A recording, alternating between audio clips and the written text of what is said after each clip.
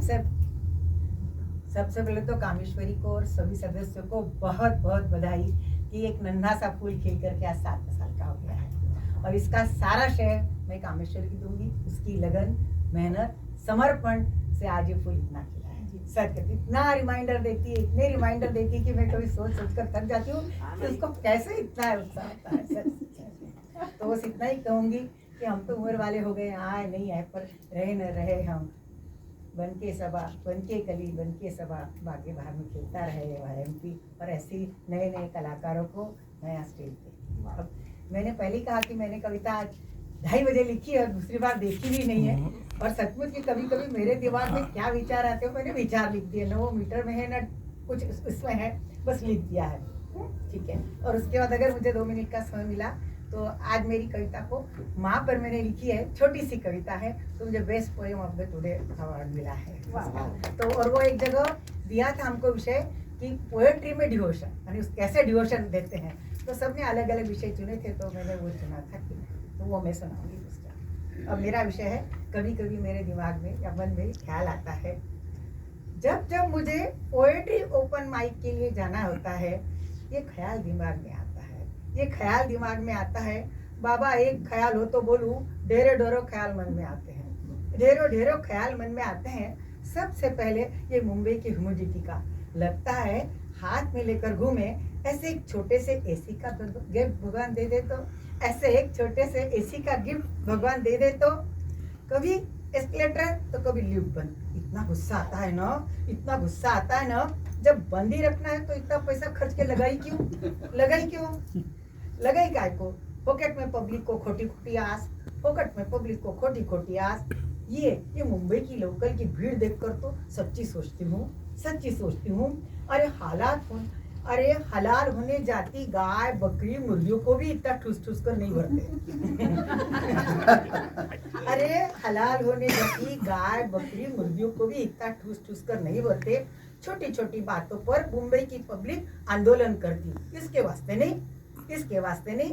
जब 2-2 घंटे इवेंट में पहुंचने लगते हैं ना, तब सच्ची ऐसा ख्याल आता है, मेरे पास भी जादूगर जैसी जादू की छड़ी होती तो, अरे दादर से गायब सीधे ठाणे वायम्पी में, हाँ जी।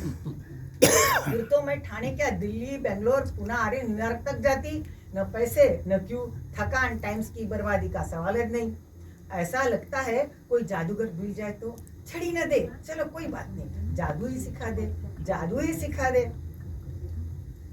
अरे विचार करते कहाँ पहुंच गई मैं, लोकल में खड़े खड़े झपकी आ गई, ठाणे की भीड़ में उतरने की भगदड़, धक्का मुक्की, आओ ताई सरका आम्हाला उतरायचंय। तो वास्तविकता से पाला पड़ा।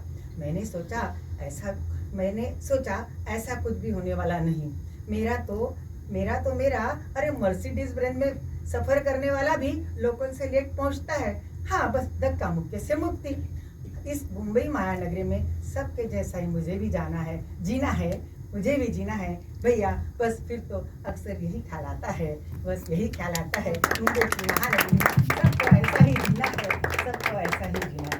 थोड़ी बोलने में गलती हो गई क्योंकि जल्दी में लिखा है। तो एक छोटी सी कविता है, माँ पर है। और ऐसा कहते हैं ना कि माँ पर तो आकाश जैसा कागज और समुद्र जितनी शाही से लिखा जाए तो भी कम युग तक लिखा जाएगा। तो वह है, अम्मा अपने लिए भी जियो ना, माँ अब अपने लिए जियो ना। एक मासूम बच्चे ने माँ को अपने लिए सपने बुनते देखा। क्योंकि वो बोलती जो थी, पर सपनों को समय नहीं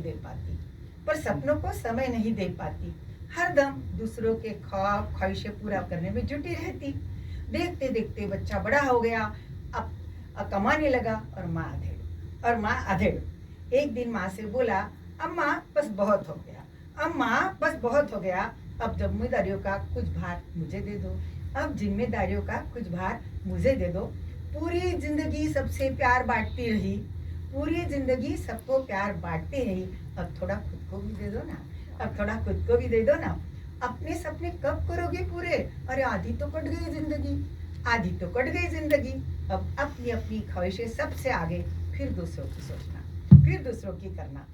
एक एक का इंतजार करते करते अब मत भूखी रहना। अब इस उम्र में तो पहले गरम गरम थाली अपने लिए परोसना, अब इस उम्र में तो गरम गरम थाली अपने लिए परोसना। उम्र गुजर गई, सफेदी झांकने लगी बालों में। अब तो लोगों की बातों की चिंता छोड़ो, अम्मा बिंदास जियो ना, अम्मा बिंदास जियो ना मेरी प्यारी माँ। बची खुची जिंदगी में कुछ प्यार कुछ ध्यान खुद को दे दो ना, खुद को दे दो ना। कुछ जिम्मेदारियों का बंटवारा मेरे कंधों पर दे दो ना, अम्मा मेरे इन कंधों पर दे दो ना। वाह।